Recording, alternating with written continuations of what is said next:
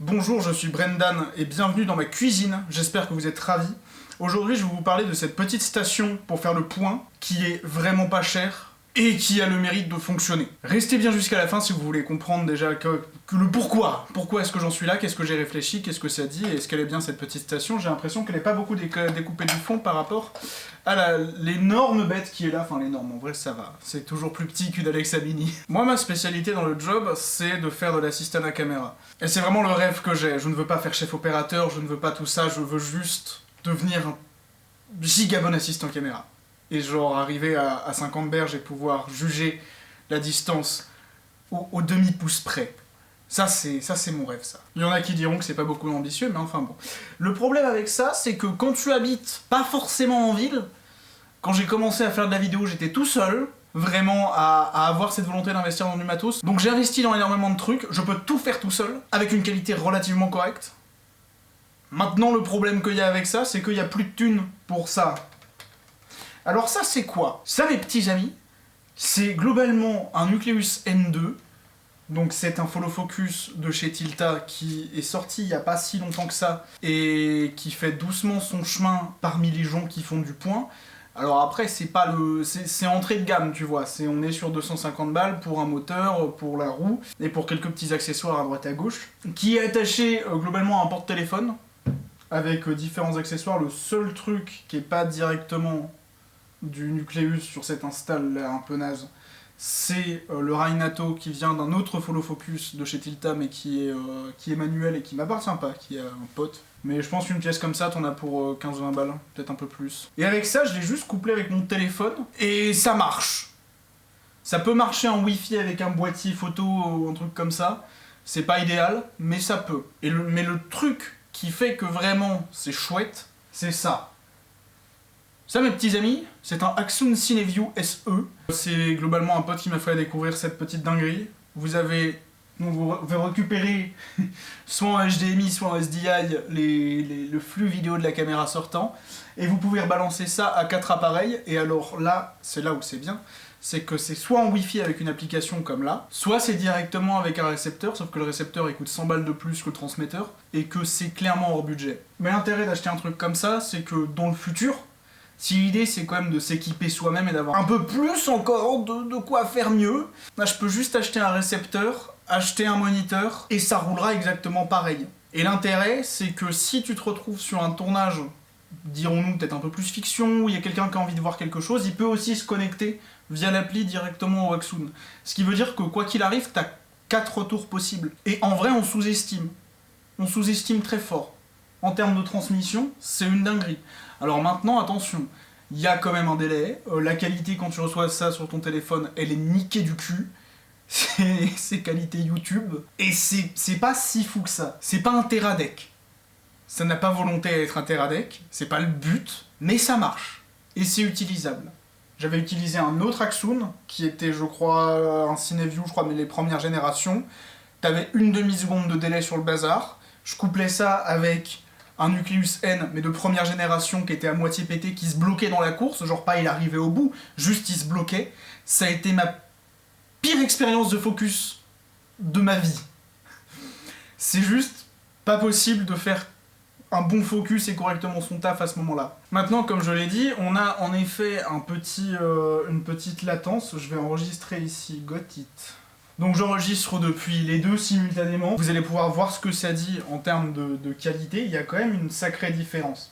Là on est ouvert à balle, je crois, on est à 1.8 sur l'optique. C'est un setup qui vous emmènera peut-être pas à filmer pour Christopher Nolan, mais c'est un setup qui permet de bosser avec un certain confort. Le moniteur que j'utilise, je l'ai pas dit, mais c'est bien entendu mon téléphone, un Redmi Note 10 qui a mangé le carrelage il y a quelques temps, et sur lequel je fais toujours le point, et ça marche toujours aussi bien. Et en fait, quand tu sais quoi regarder quand tu fais le point, il n'y a pas d'emmerde. Il y a quand même deux choses à prendre en compte. C'est que là, c'est une optique qui est faite pour de la photo à la base, qui a une course photo. Ça devient très vite ultra chiant à utiliser les courses photo.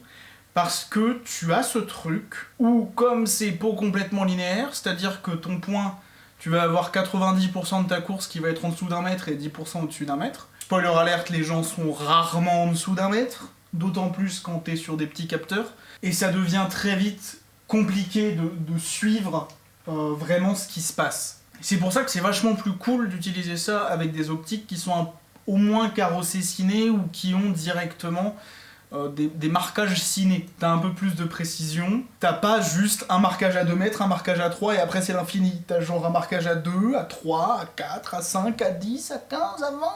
C'est beaucoup plus agréable à utiliser. La raison qui fait que ce setup est super fonctionnel et que je le trouve assez fun à utiliser, c'est que, comme ton moniteur là, c'est pas un Small HD 502, c'est pas un fat truc, ça a pas une qualité de fou malade, t'es beaucoup mieux à l'utiliser un peu genre en faisant confiance à la distance que tu juges et en utilisant le moniteur pour checker.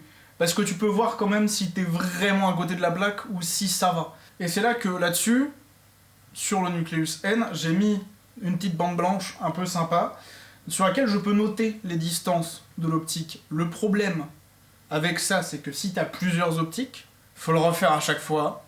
C'est super chiant, c'est pas forcément le but, mais il existe un mode fait par je sais plus qui, par ce mec-là, qui permet d'ajouter sur ton Nucleus N2 des focus rings directement de chez Arri, genre de WCU4. Ce qui veut dire que t'es potentiellement déjà équipé le moment où tu tombes face à un WCU4 et t'as potentiellement déjà un peu l'habitude de voir comment ça fonctionne, ce qui est pas forcément déconnant, et que même en chopant 5 ou 6 rings de WCU4 qui coûtent quand même 40 balles, plus le mode, t'en as toujours pour moins cher qu'un Nucleus M, ce qui est en vrai pas déconnant. Et c'est comme ça que tu règles un problème que tu n'avais pas à la base. Et là, il y a un autre problème qui est compliqué et où t'es complètement baisé, c'est quand c'est comme cette optique-là et que juste tes marquages sont pas bons.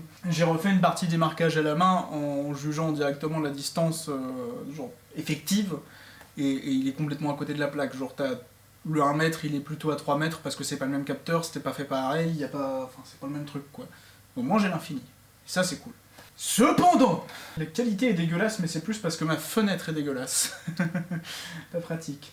J'ai pas beaucoup parlé du moteur du Nucleus N2, il vient avec de l'USB-C, l'intérêt c'est que les gens ont rarement des batteries ou des distributions d'e-type qui traînent, mais il y a plus de chances quand même dans les projets fauchés de tomber sur un Gus qui a une sortie USB ou qui a une petite batterie portable USB sur laquelle tu peux brancher en USB-C ton bazar.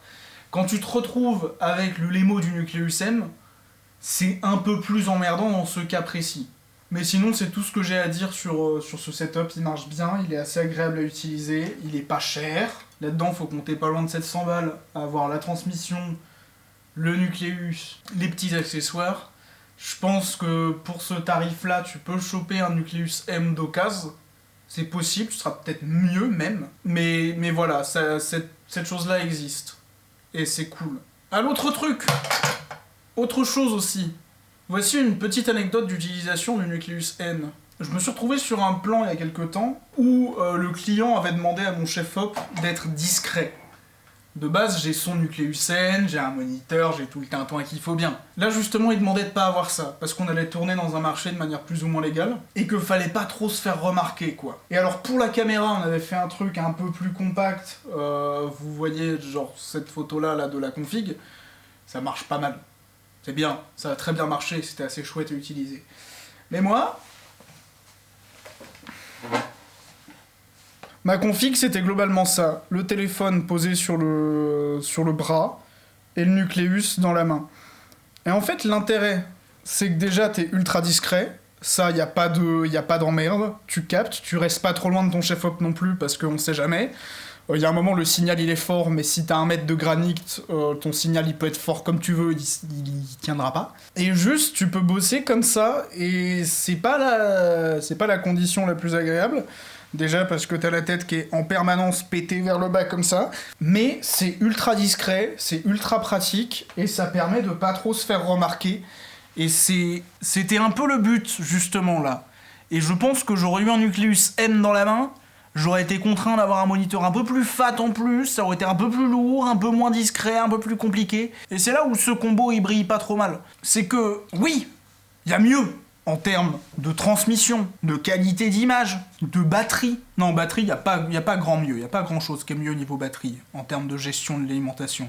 De confort d'utilisation. Mais par contre, en termes de discrétion, machallah. Pour peu que t'aies un manteau un peu bouffant, c'est ultra discret et c'est à peine si on te remarque.